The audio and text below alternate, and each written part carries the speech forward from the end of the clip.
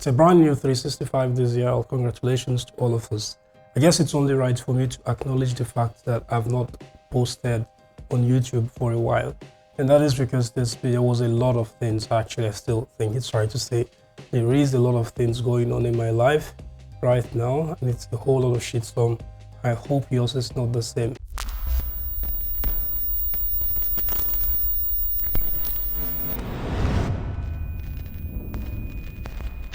Today I will be talking about or drawing the connection with just the part that has a relationship with what the title of today's video is. So since it's a new year and the first post of the year, I thought it's only right for us to talk about how you can start the year right. Hence the title of today's video is Starting the Year Right. So what do I mean by this? Before I actually proceed, I guess it only makes sense for me to put it out there. There is absolutely no particular right way to start the year. There's no particular right way to plan the year, but there are, essentially there are habits that you can add to your yearly planning, or there are ways you can look or go about it to make sure that along the line it doesn't become a problem. Also, there are numerous and countless habits that we actually engage ourselves in that ends up tearing away the fun and makes the year harder than it should be. The one thing that everyone pretty much does at the beginning of the year, maybe not everyone, but majority of us does, that is the most fun tearing apart habit, is setting unrealistic goals and targets. Going back to January 2021, I did take out my time to map out a roadmap or a list of targets that I was supposed to meet for the entire year. And while most of them were realistically possible, some of them should not even have been on that list because there was no concrete reason as to why I was setting a target for this stuff. And the problem with stuff like this is when you cram up a lot of things, the ones that have no concrete reason or particular, that do not add any sense of purpose or do not contribute to who you are as a person or where you're going in life, what happens is these particular ones eat up the time that the most important ones should take. And as time goes on, you start realizing that, oh, maybe I'm going about this wrong. Maybe this shouldn't even be here in the first place. And by then, you start rushing to meet up with the ones that you actually need. A typical example of the list of activities that I added on my targets for the year was 1, going to the gym every 3 days a week. Another one was reading 2 books a month. Another one, I think from the top of my head, it was learning UI design. I had extensive learning about cryptocurrencies, NFTs, and everything on the crypto space. I had building 5 applications and potentially pursuing one of them as a business. So these are pretty much maybe 5% of what I had on my list. As you can see, there is no problem with all of this stuff. But the thing is, was I actually on that phase of my life? Did they actually add some form of growth or purpose to me as a person? Like I said again, what I just said is probably 5 to 10% of what my list actually was at the time. If you see it, you would actually understand that what I'm saying here, or whatever it was my target was, made no sense to begin with.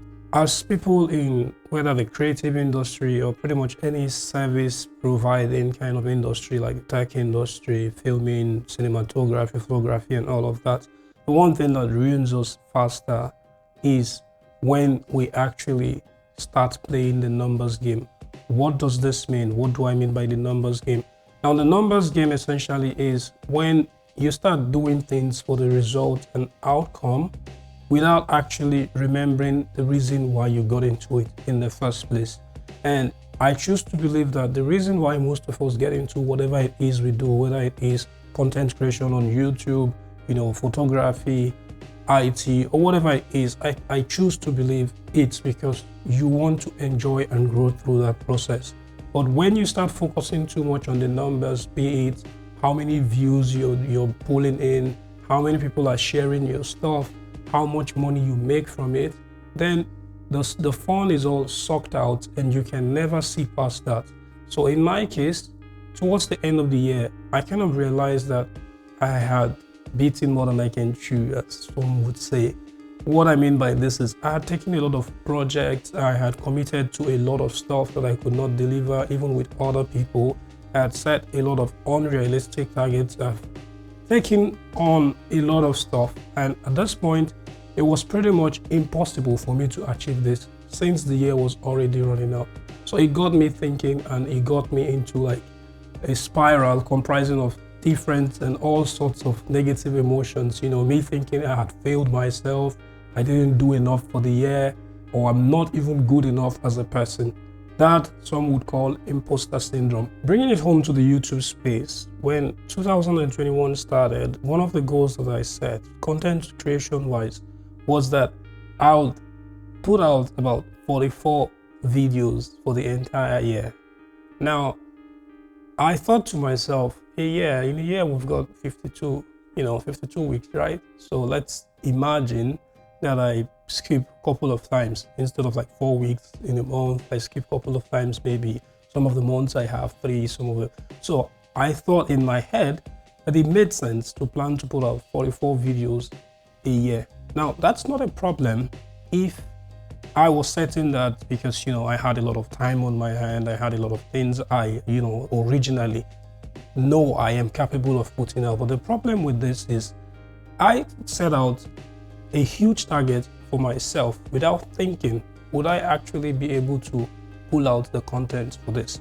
Now, I tried to stick to this, but the problem with this approach was at some point I lost track of why it was I actually got into the YouTube space, and all I was thinking about is what kind of content could I put on this list so I can have 44. And then I started doing several things that wasn't even part of my plan for this channel. So I found myself thinking about what tutorial videos, and even on the tutorial space, it would make sense if it is something that is currently like what I am working on, or something that I am learning, and not something that is just random. So I had several tutorials that I recorded, and at the end of the day, I didn't put it out because I just felt like, okay, what is going on? This is not essentially the way I want to go about it. Hence why this year, the focus on the target is about putting out videos that mean something to not just me, but conveys a sense of, the kind of information I want to share with you guys this year. So 44 videos, 4 videos a month, 2 videos, 1 video. I cannot exactly say if this channel would go with the 1 post per week routine or 2, but the one thing I'm going to assure you of is I will take out time to actually create content that means something and communicate something, as opposed to me putting it out there just to build up some kind of ranking or activity for the YouTube algorithm. At this particular time, I guess most of you might have already planned for the year. Some of us already had New Year resolutions from the 31st of December, and other people, that's the first thing they knock out of the list on the first day of the year. And also, some people, I guess, have to actually wait out to get out all the festivities from the system before they can actually settle their mind to think about this. Anyways, regardless of which party you belong to, I think it's only right for me to conclude this video by saying that while there is no right way for you to begin or start the year, it is essentially important for you to have some sort of plan or roadmap of the things you hope to achieve. Ensure that any activity that you choose, any skill you particularly decide to learn, it's something that you need and not something you're trying to learn to prove a point. In our case, in the tech industry, don't just pack a lot of new technologies all for the sake of trying to be in that space to say, oh, I know this, I know that, if it does not grow you and you don't enjoy doing it. Thank you for watching. Happy New Year.